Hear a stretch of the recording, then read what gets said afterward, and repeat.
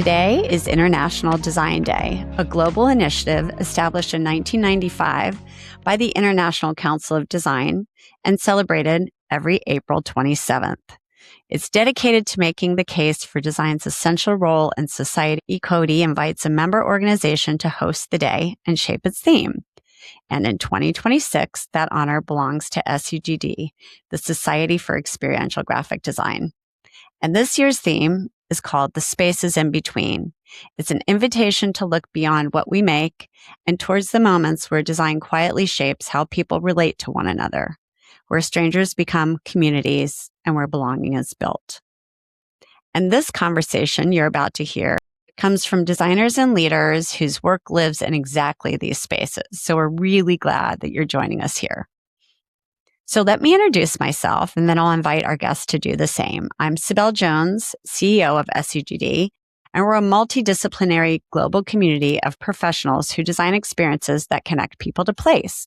So the spaces in between is not just this year's theme. It's really at the heart of what we do at SEGD. And I'm really excited because today we have three remarkable guests joining us from the International Council of Design to kick us off. And together they represent the leadership, the continuity, and the future of design as a truly global practice. And we'll start with Jacques Lange, who's coordinator of the ICoD Relocation Committee and former president of the International Council of Design, having led the organization from 2005 to 2007. We're also joined by Melike Taşcıoğlu Vaughan, president of ICoD, and Jonas Liugaila, treasurer of ICoD Secretariat from 2024 through 2026. So welcome to all of you. I'm so excited. And maybe I'll have Jacques start us off. Maybe just tell us a little bit about your background as a designer, how you got connected with ICoD, and maybe where you're located or joining us from. Good day to everyone. So my name is Jacques Lange, the correct pronunciation. Very difficult. Thank you, Jacques. I tried and messed it up. No, it's perfectly fine. So I'm a practicing designer, and I've been actively involved with that for more than 40 years. I'm a creative director of a company that I co-founded in 1991, Blueprint Design, which is based in Pretoria, South Africa. I graduated from the University of Pretoria with a degree in information design in 1998, and I got involved with design professional management in the local South African design industry in the late 1990s, actually just after the beginning of the celebrations of World Design Day. And in 2001, I was chair of the what was then called the ICoD World Design Congress, which happened for the first time in Africa in 2001 and opened on 9/11 of all days in 2001 specifically. And since then, I've been actively involved on the international design scene. And in addition, I've been quite involved in design research and design education. Fantastic. Amazing, Jacques. Well, so happy to have you here. And next, I'll have Melike introduce herself. Hello, Cybelle. So my name is Melike, and yeah, I think you're a good pronouncer, Cybelle. I tried. I'm a professor first. I'm an academic teaching graphic design for 23 years now. I teach in Anadolu University in Turkey, Eskişehir, Turkey, I should say. And I'm also a practicing designer. I mostly design books and publications. And I do some print work every now and then, maybe as a hobby, maybe professionally, a little bit on the arts side also. And currently I'm the president of International Council of Design. And Jonas, do you want to introduce yourself? Yes. And it might be that the connection is not so good as I would like it to be. So sorry for that. And as the rest of the guys here, I do have a bunch of the hats. So two hats is being associate professor in Academy of Arts in Vilnius and Kaunas Technology University. Then I'm a partner at research, communication design and strategy agency, The Critical in Lithuania, and also representative of Lithuanian Design Association, my country, and the board member of International Council of Design, and taking this responsibility of being treasurer. So all the treasure is under me, right? So we're going to start with, for those who are less familiar with ICoD, International Council of Design, and maybe learn a little bit more about it and kind of what its mission and goal is. So Jacques, I'll start with you because you've certainly been a part of this organization for a long time, since the EcoGrada era, which I remember when I was on the board of SEGD many years ago. How has the organization evolved over the decades that you have been a part of it? And what has stayed constant at its core for you, Jacques? It's quite coincidental that we're having this discussion in 2026 because it's coincidentally 63 years ago, in 1963, that the organization was established in London by a group of, I think there was 11 design associations from different countries in Europe.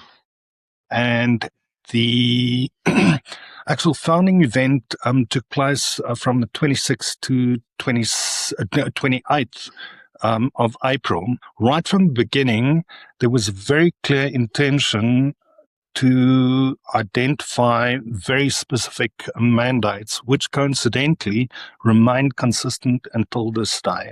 Really, the only thing that's changed over the years has been terminology and technology.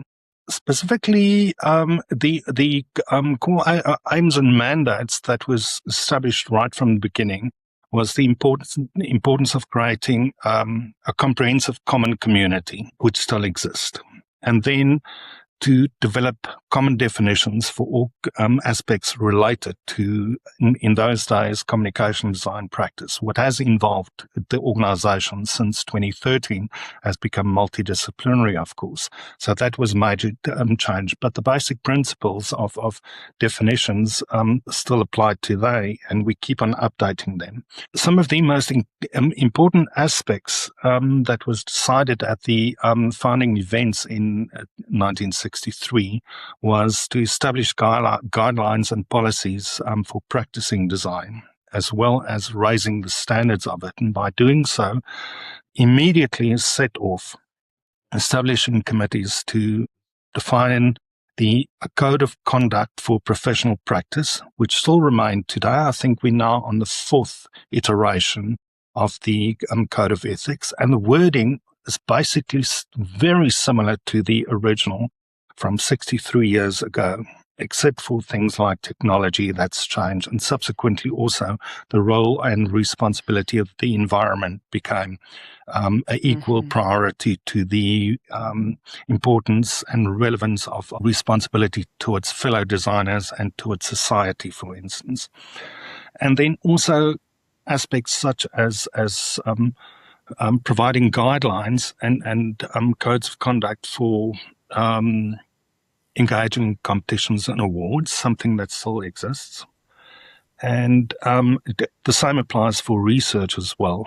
And then the other quite critical two components of the founding of the organization that's still maintained is the important role of advocacy and bringing design to the table of decision makers, whether it's with commissioners of design, clients, whether it's with governments, or whether it's in the international playing field. ICoD has been playing a major important role in that sphere specifically.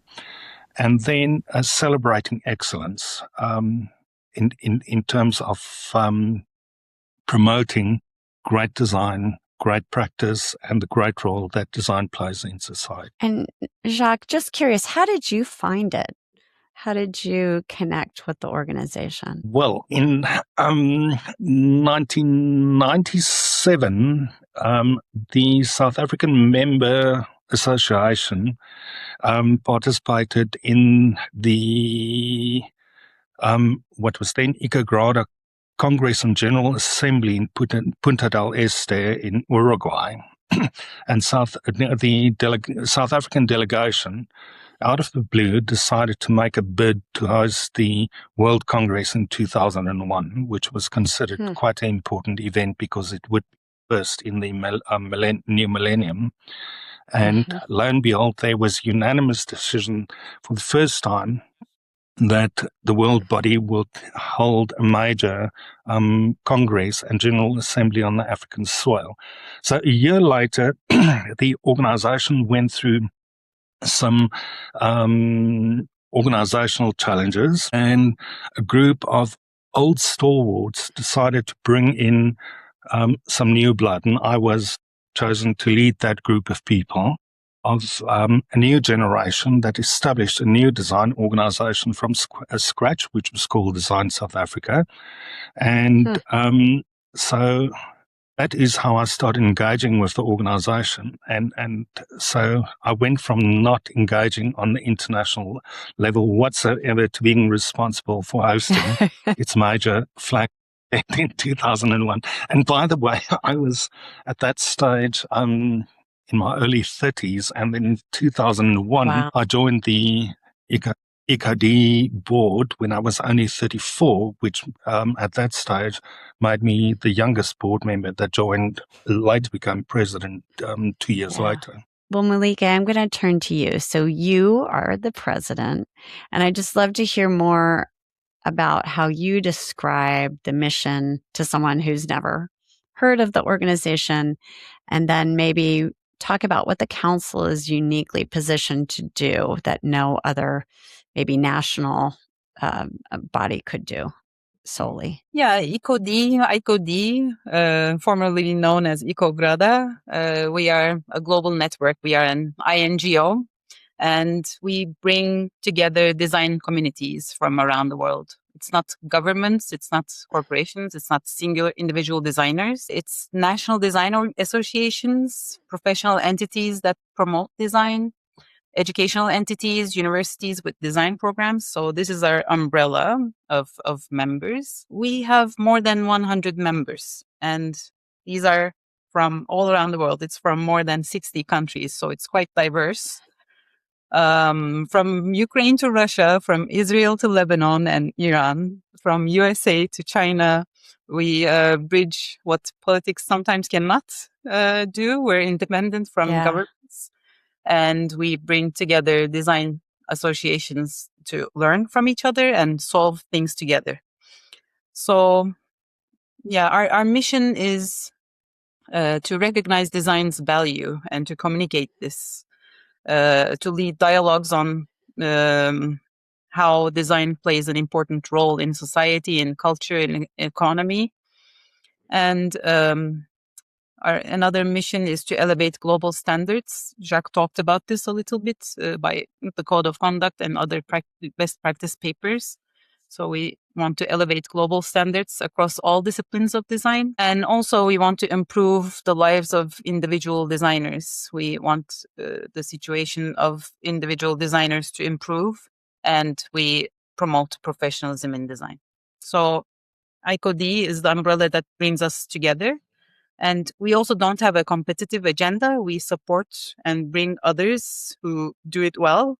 We want to bring all together. I know you believe this, Cybelle. Design can save the world, help save the world. Yeah. And ICoD is where designers and idealists come together who believe in this and act on it. Yeah, I'm very fortunate to have connected with Melike, and I think our organizations are very well aligned. And we say at SEGD that we work through design to enhance the human experience, but it's really great to be a part of this global network and to have gotten to collaborate with you and with Jonas. And Jonas, you have this other responsibility hat that you wear because you have to manage the council's resources and strategy. And how do you think about like the sustainability of a global organization right now? And maybe also you could talk a little bit about all the different areas of practice that ICoD covers, like its members participate in? Yeah. Okay.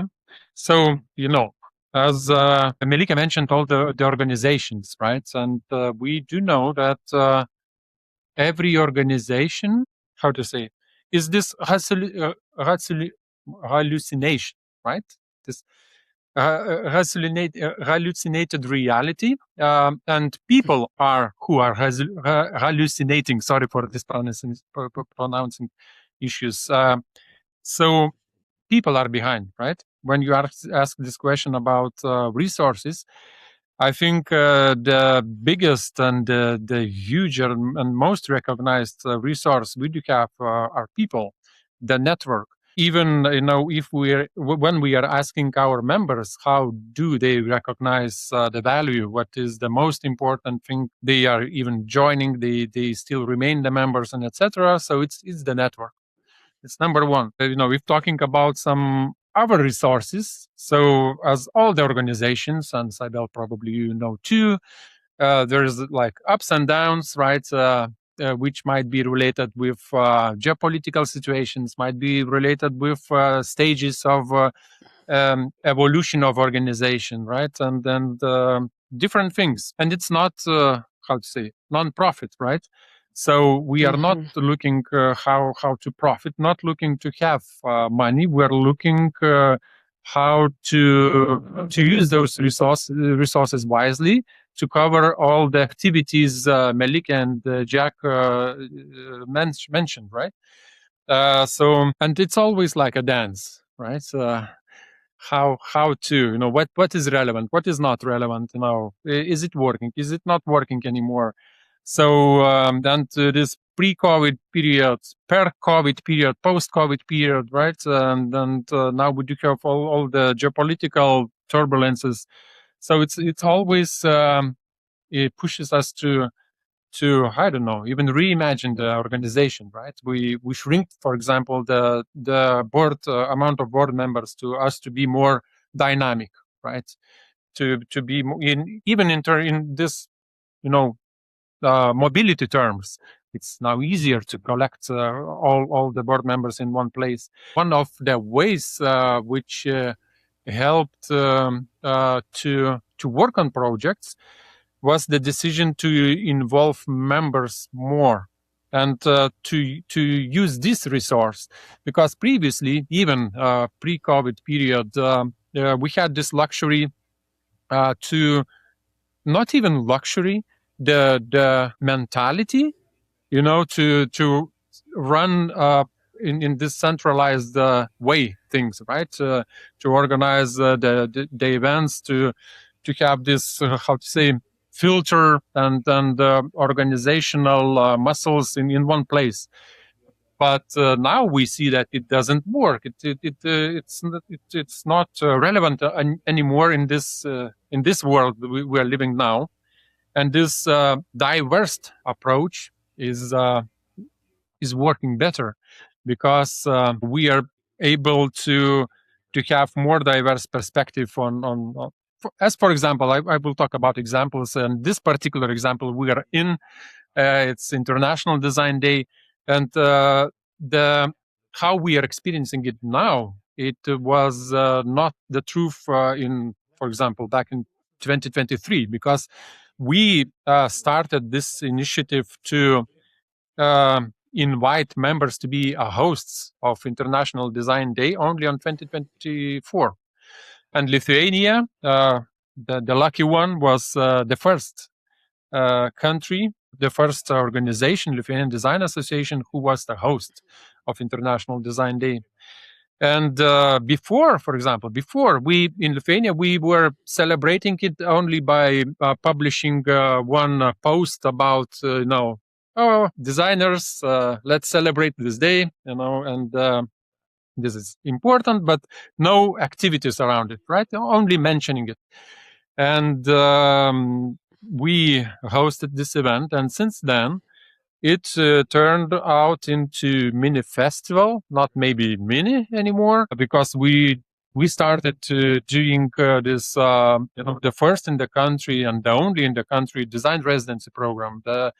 The few-day events with inviting and collecting this wide design community, in one city with a bunch of events and bunch of types of design, food design, experience design, graphic design, industrial design, interior design, and all the vast majority of the different types of design. And even by inviting, which is the main probably goal, to help major public to somehow experience design, right? By inviting them to food design, for example, is the very good icebreaker for this, right? So to invite them to experience it. So since then, it's a huge thing. And after, right, we had Poland as a host. Now we do have SEGD was. Okay, I'm bad at pronouncing letters. So, and it's only the beginning, right? So we recognize it as a approach which works. This is one example, and I will not dive deeper because it will take all the time, right? So of this events. It's a great lead in for. I'm gonna turn to Jacques because International Design Day has been celebrated since 1995. So you've been a long part of that history, Jacques. And what does it mean to you personally and as a designer and as a design leader?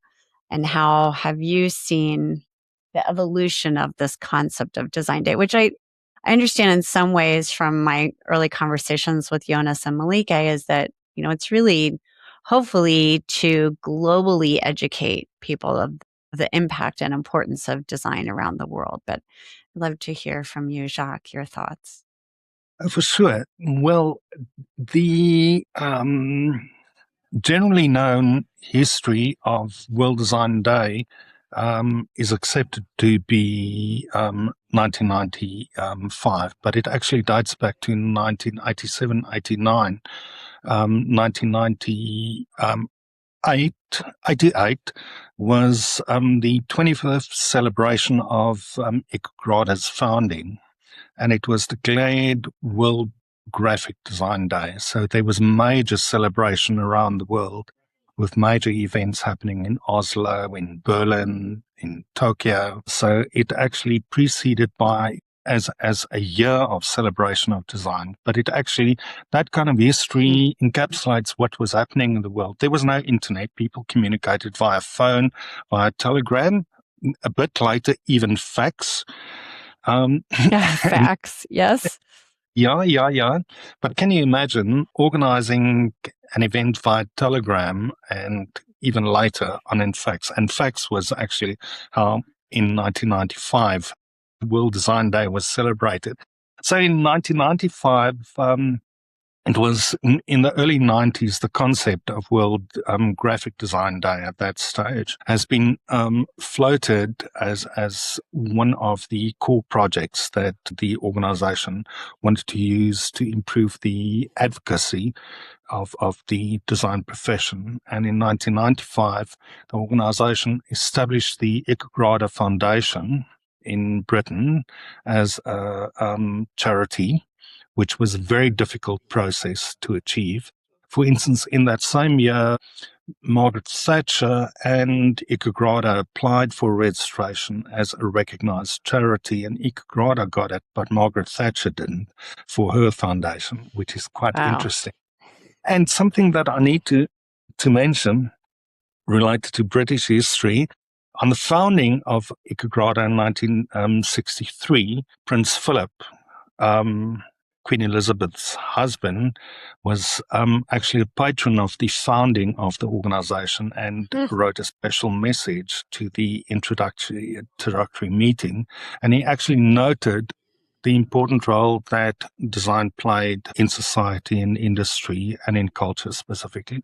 So in any case, for the period from 1995 until about 1997, the end of my term as president, the organization internally celebrated the World Graphic Design Day and later World Design Day as to celebrate the profession by example of launching very specific initiatives that would benefit the profession, with one exception, and that links to Melike's country. In 1999, there was a theme for the first time, and that theme was Back to Nature, paper Back to Nature, and it was a response to a major earthquake that happened in Turkey.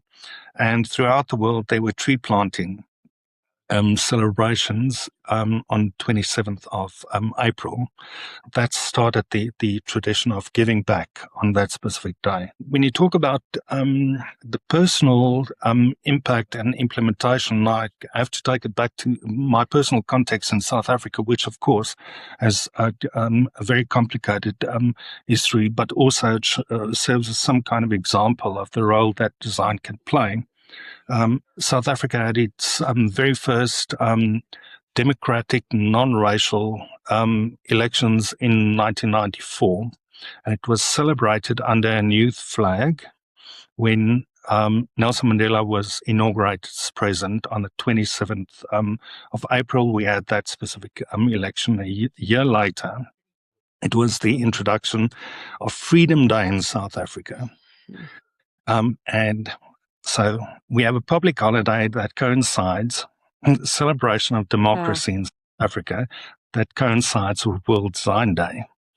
And there's been several instances over the years where design coincided very specifically with that day, celebration of democracy, which has always also been one of the areas that ICoD was concerned about in terms of its work and operations, both in support of democracy, but also assisting in places where it wasn't possible. Also responding to major changes in the world technology. In 2000, ICoD launched its first website on World Design Day. It's incredible to think that in 2000 it didn't happen. And coincidentally, the second World Design Day in 1996, the Japanese design community donated computer equipment to the RADA Secretariat so that they could be technologically capacitated, because until then they were using faxes and snail mail and printed documentation. In any case, so over the years, the organization then celebrated various points in time. And in South Africa, another important thing happened in 2000 specifically. And it was, again, a celebration of a major international event related to design, and that is the South African professional body Design South Africa collaborated with the presidency of South Africa to design a new coat of arms for the country, which was launched on Freedom Day or World Design Day. And the brief of that whole process was a collaborative effort between the government and the professional design community that managed that whole process. The design brief was to develop a new coat of arms based on the principles of European heraldry, but with a visual language founded in Africa. So we had the flag, we had the national anthem, we had a national coat of arms, and later on it was the identity of the South African Parliament, etc. So that was the South African story and my personal links. Consistently, I think the celebration of World Design Day permeated through education. It's become a very important way for specifically Latin America, which has not had many members of global bodies, and it was a language barrier, basically, where World Design Day was an opportunity for active participation. ICoD has always had the attitude where it's World Design Day doesn't only belong to the members and member organizations and the members of the member organizations, but the whole profession itself. So it was never trademarked or anything. It is an open invitation for everyone to participate. And specifically during the run of the early 2000s, it allowed for great collaboration internationally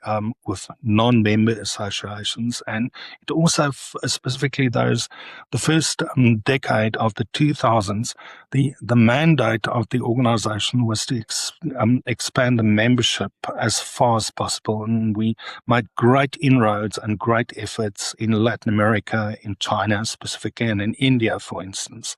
And World Design Day events were linked specifically to seminal activities and design weeks, specifically in places that were not mainstream part of the history of the organization's membership. The expansion of the membership has been facilitated through World Design Day. And I can keep on talking about 1,000,001 things because it is. And I think both Melike and Jonas would also explain the importance of the community, and that's where World Design Day actually focuses on, is creating a sense of community and a sense of family, the importance of bringing people from diverse backgrounds together without any prejudice. Right. And that's what the day is about, and that's what the organization is about. Yeah, Melike, I know we had a lot of back and forth, and you have great passion about kind of the strategic intent behind the International Design Day, and have seen it more recently with the host. And I know that we decided to do these series of webinars you're kicking it off, and then it's going to stream the rest of the day, but be available to anyone, anywhere. What do you hope that this day achieves in the world for you, Melike, as the president? I'm inspired by Jacques, how he encountered International Council of Design first. I first want to talk about the personal meaning of this day. 27th of April is very important to me also personally, because it was the first day I ever saw the logo, the Helvetica of ICoD in my life. It's my first exposure. I was attending to this very, very good event that happened in Mimar Sinan University in Istanbul by the Bosphorus. They did a party. It was the World Design Day party.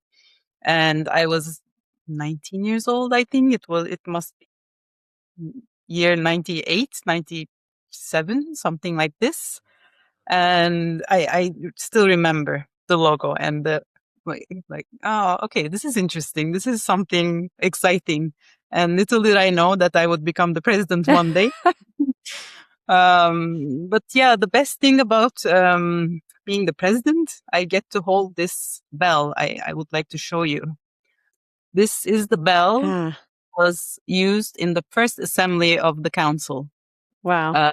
So yeah, we celebrate the sound of this bell. It's so important. We celebrate it. It's so important because it marks the decision that design deserved a global seat at the table. It was the first date that this happened. So yeah, I get to hold the gavel and bell. I'll show you the gavel also. Maybe the strategy is to have this sound resonate still. But we have two strategies. One is inward. We want designers to recommit, unite, and remember why it's important for us to organize and have this strong network, this bond. And there's an outward strategy to reach out to non-designers, policymakers, decision makers, businesses, users, citizens. So there are two audiences that we have.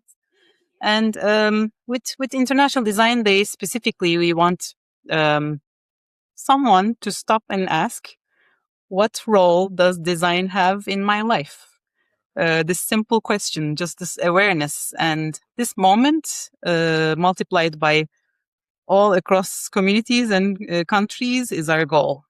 And yeah, we want this sound, this intent from 1963 to still resonate and even reach out to larger audiences. Yeah, it is very important, and part of why we were so passionate at SEGD to get involved. And I do think that leaders around the globe, if they appreciated the impact of design, and whether it's in healthcare, education, transportation, culture, it does make the world a better place. I always feel like, good design should be accessible to everyone, right? It should be a public, service. So it does go back to that conversation, Jacques, ironically, of the Democracy Day and the work that I believe many of our designers really feel passionate about, which, Jonas, is also part of your practice. You are an advocate of participatory design and measurable social impact. Talking about the theme, the spaces in between, how does that theme relate to you and the kind of design practice that you advocate for? Okay, easy and not easy question. We all do have our own interpretations of the topic, as always, right?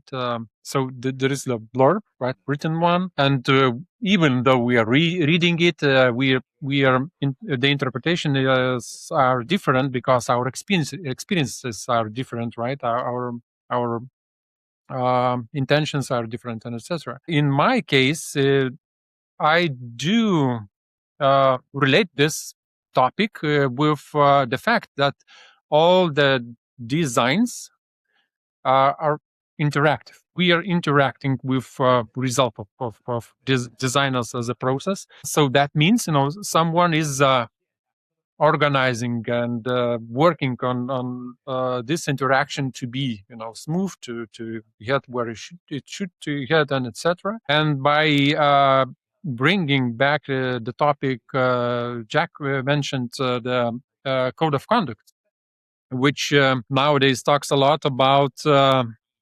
responsibility of designer to recognize that yes, we are solving some issue, but by solving issue, we are creating some, process artifacts, some whatever, which might have effect we never were thinking about, right?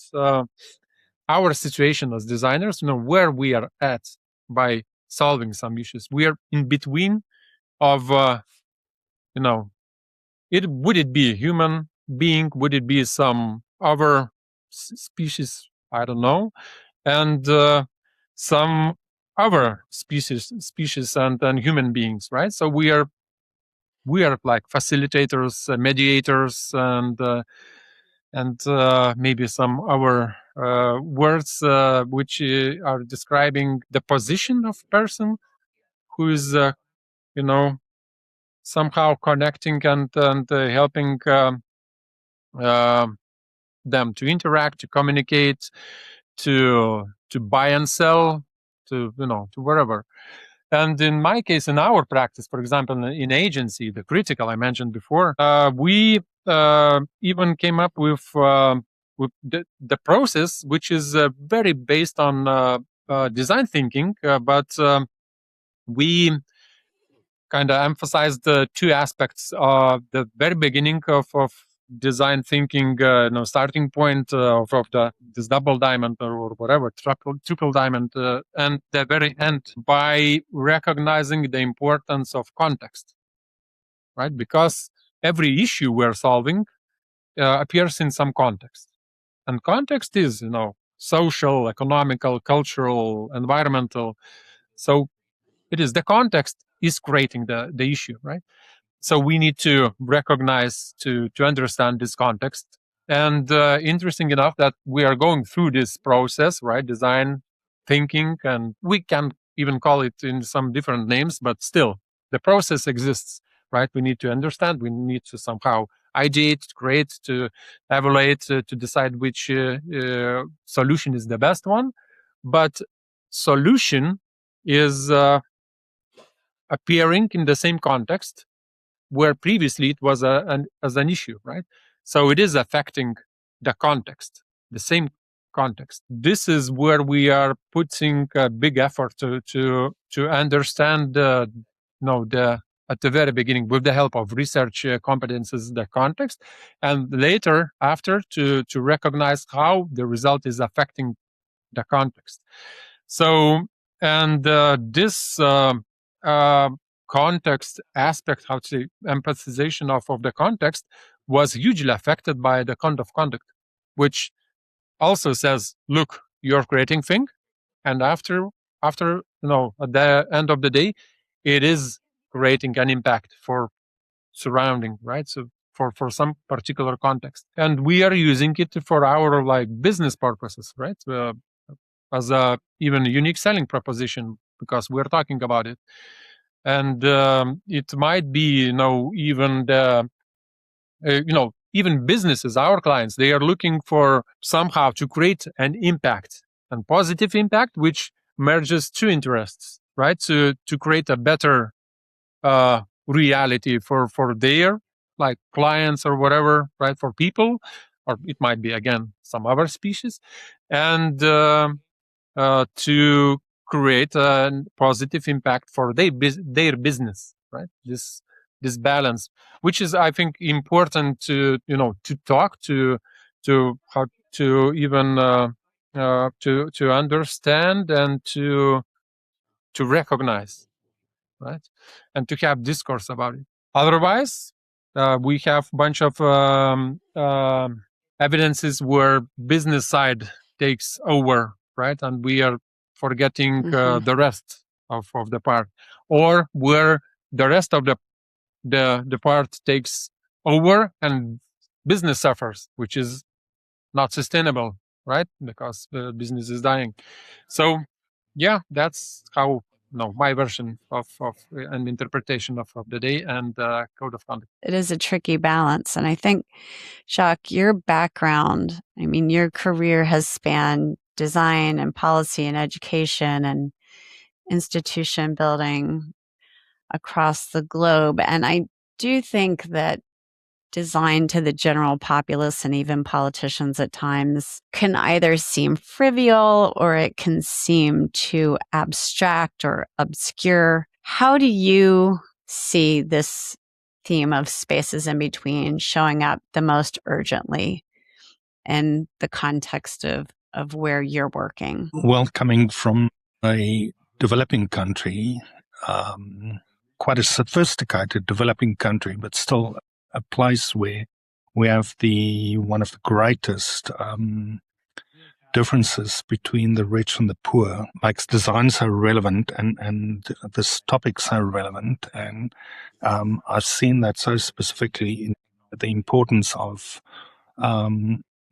design and practice in a society on various levels and how it impacts on the greater community. And there is such an enormous long list of priorities that need to be addressed in societies where so much transformation and development actually need to be take place to actually create an equality in terms of the quality of life. And I've always believed my personal definition of the role of design is to use the ideas, the culture, technology, the systems, the knowledge and information spaces and experiences that designers can create to improve the human condition and the natural ecology as well.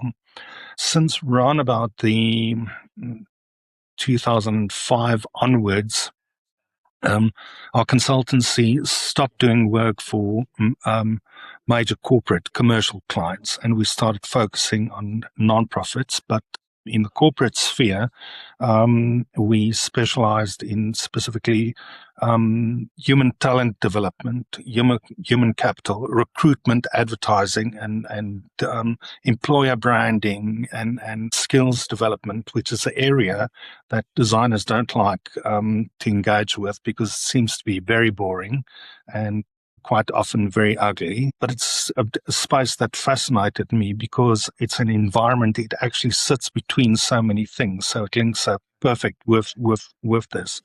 So talent development and human capital development has been part of my design practice very specifically, and I could see major benefits of it happening on a commercial sphere. But one of the other areas that I focus with, specifically the healthcare and access to universal healthcare, especially for those who cannot afford it, which in South Africa, we have a system of universal healthcare for people who can't afford it, suffering from chronic conditions, for instance. And the biggest challenge for that is accessibility to it, to be able to access the available services. And that's so common all over the world, and even in places like the US, we can see that surfacing, and people normally look down at it. And I spent years honing skills, and also in South Africa, we have the highest HIV rates in the world, but we also have the most sophisticated system of treating that system. So I spent decades actually working on promoting not awareness, but access to the services that's available to those kind of aspects. So I think that relates to designing in the spaces in between, the haves, have-nots, what's available, what's not available, and how to be able to access it. If we come to the more bureaucratic aspects of policy and institutions, I've seen quite a bit of change in the world, and both through ICoD, but also in my own country specifically. And I think it's basically defined the era before COVID and the era after COVID. The era before COVID, developing national design policy was in vogue and very important, and all countries aspired to actually develop it. And ICoD has been active in that sphere specifically, and specifically the Nordic countries were basically world leaders. Specifically, Denmark was one of the first countries in the world to have a national design policy. And then in the late 1990s, during the economic crisis, we saw specifically the Asian tigers, and South Korea took the lead there in terms of developing awareness of the importance of design within the economic system, and awareness. And countries like Taiwan moving from cheap and available to quality as a focus specifically. And national bureaucrats understood those kind of economic things. And then the progress of the 2000s, and specifically 2020, we saw this radical change of the focus away from the country to the focus and importance of the city and the region. And I think UNESCO played an important role in terms of that, of developing the program for design cities as part of their cultural development programs. Everywhere where I have friends, specifically through the ICoD network, they've mentioned that they've experienced that specific focus where responsibility has transferred and moved towards the responsibility of the role of design being led by cities. And ICoD is definitely responding, and Melike can maybe comment on that as well. But then the other aspect, which was an important part of my career until 2 years ago, for 33 years, taught design quite extensively. specifically at the University of Victoria. One of my key priorities, because I taught both studio practice projects as well as design theory in the visual communication, which is a theory subject at that university. And my focus has been creating awareness of design from lesser known regions. And I think because of language barriers, but also certain prejudice, the focus has always been on North America, specifically the US, and then Western European countries, and to some extent, some Eastern European countries, specifically when it, for instance, comes to poster design. The Eastern Europeans are the best poster designers in the world, in my opinion, but also according to experts such as Victor Margolin, etc., etc. Right. And then Japan, and those are the role models that are being taught in most design curricula, and I think that's really wrong. So it's been my hobby horse to make design from lesser known regions a priority, and that has been what I've been focusing on my teaching progress. But during my active term on the ICoD board, wherever we had design events and I was invited to speak, I spoke about design from places that were lesser known. And there is, I've personally visited more than, I think, about 27 to 28 countries around the world. And there's not a single country where I can say I was not impressed with the design. Well, and I think the criteria is you can't judge design without understanding the complexities of the culture.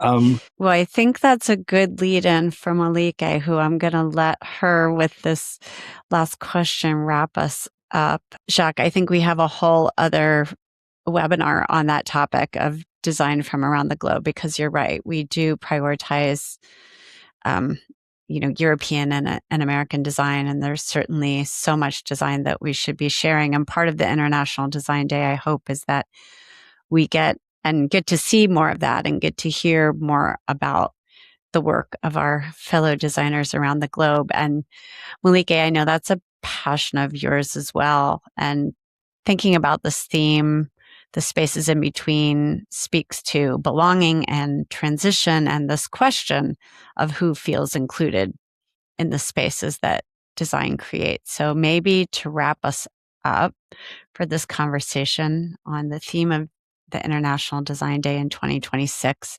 could you just maybe talk a little bit about your vision for where the design profession needs to go if we're doing the best that we possibly can as design communities? First of all, I loved the theme you and your team came up with, Cybelle. I think it's very clever to look at the negative space and see what's there, what's the abstract thing we cannot define or describe all of the time. So yeah, I think it's a good thing to try to work on. The theme blurb already talks about this, how it's about inclusion or exclusion. What we design, the design work sometimes excludes, sometimes knowingly, sometimes unknowingly, and it's a potential to include. So how this is shaped is the designer's job. But I also want to flip this and come back to the non-designer subject.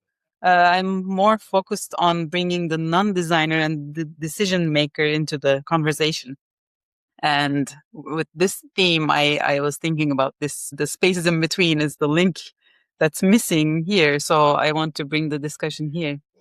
The decision makers are not fully aware of what design is and what designers can really do. It's not their failure.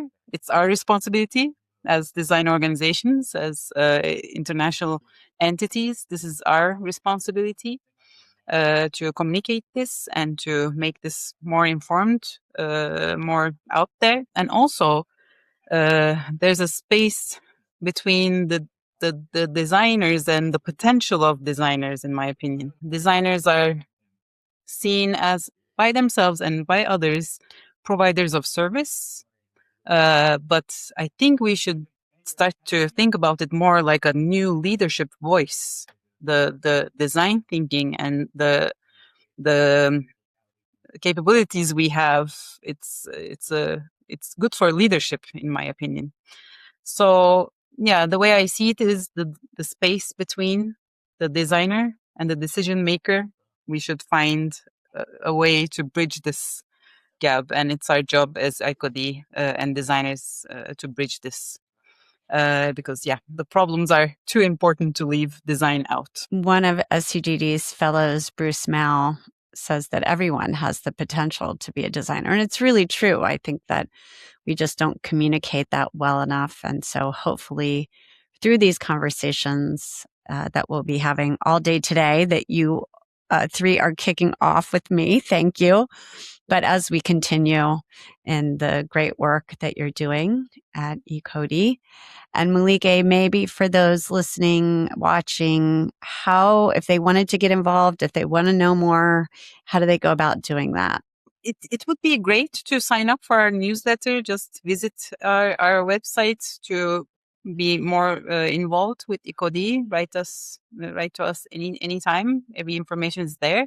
But definitely follow the International Design Day social media, which, SEGD, ICoD, and International Design Day, we're posting things a lot. So definitely be part of that to see all these conversations that Cybelle is doing. Wonderful designers and leaders in design. So be part of that and get involved. Can I add to that? Yeah, please do, Jonas. A little bit. Yeah. So following, right? Being a part of it, getting involved in long distance, but also it's totally legal to celebrate this day, right? To make your own local, national, regional events, and you can find all the necessary information on our website because Cybelle knows very good because they created the toolkit. You are able to see how to act, what are the possibilities, and even to find all the necessary tools equipment to do this day part of this international movement. Well, thank you to Jacques and Jonas and Melike. Thank you for inviting SEGD, and thank you for kicking off International Design Day 2026. And we hope that everyone really enjoyed this conversation. I think there are many more to come. Thank you.